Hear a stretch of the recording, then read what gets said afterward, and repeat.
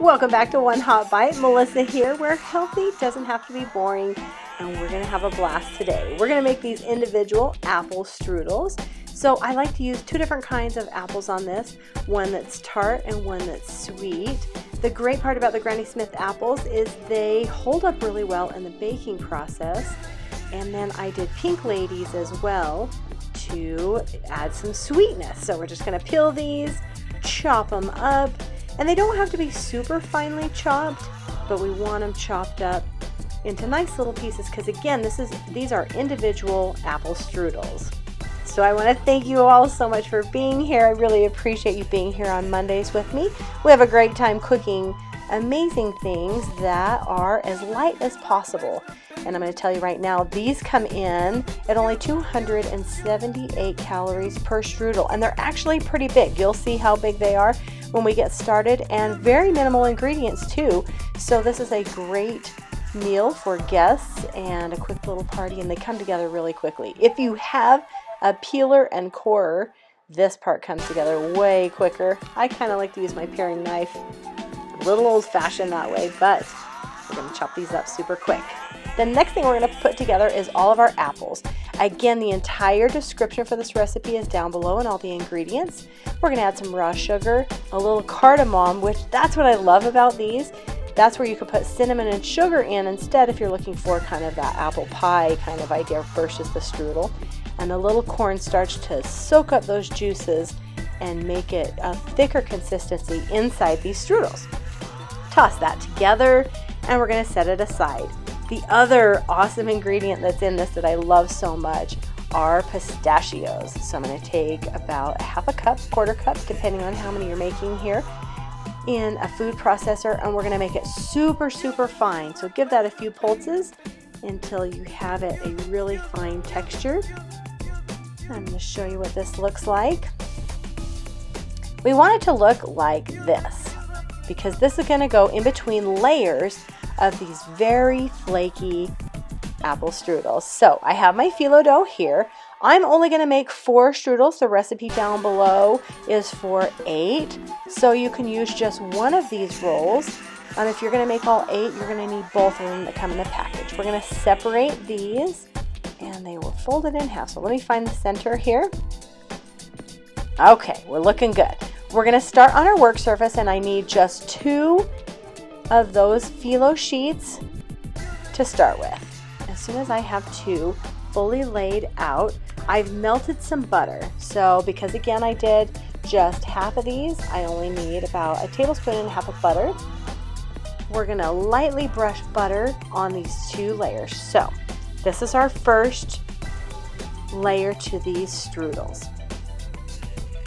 And again, you can use salted or unsalted butter on this, up to you. There really isn't any other salt in this, so if you want to, you can do that. We're going to take about 1 tablespoon of our pistachio mixture, and I'm going to sprinkle this as evenly as possible over our sheets. Now, as soon as we have that sprinkled over, you really don't need a lot because we just are adding a little bit of a crunch inside this layer with the apples and bringing that pistachio flavor. We're going to add 2 more sheets on top of this, and we're not going to butter this layer.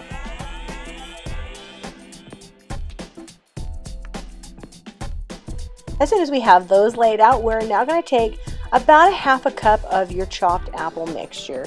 You can stuff these a little bit more if you would like. They can hold it, so you can honestly go wild with this, but I wouldn't get them too fluffy. And again, apples are a great source of fiber for us. There's really not very many unhealthy ingredients in this at all. So we're going to keep that all the way to one end of this sheet.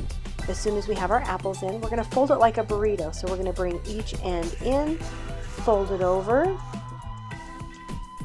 and now we're going to start to roll it like a little burrito. You don't want to roll these super, super tight or they will split while you cook them. So just nice and loose, but get all of your ends in and tucked.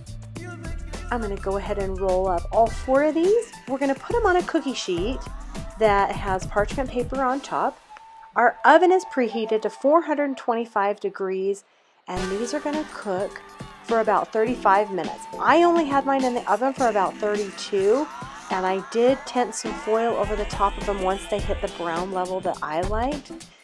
But before we get these cooking, you're going to pierce the top of these, and you don't need to go crazy. You just need 2 little piercings on top, just to kind of let those, let it boil out there so they don't explode or crack. These turn out so beautiful.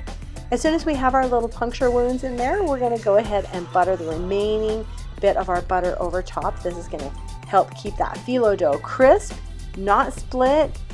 It'll brown up really nice. There they are in the oven. We're going to give them just that 30-35 minutes in the oven, and they turn out beautiful golden brown.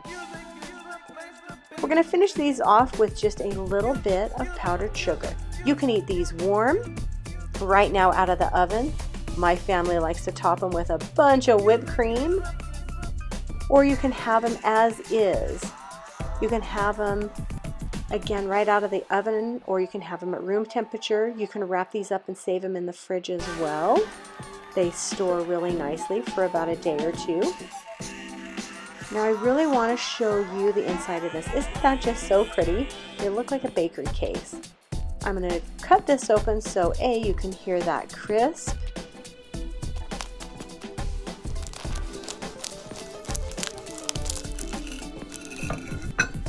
And I also want you to see the insides. It's so beautiful. It's like a little individual apple pie. That cardamom comes through.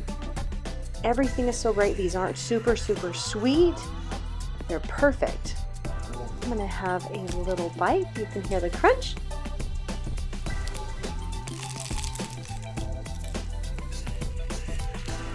Again, thank you so much for being here, and I will see you guys next week.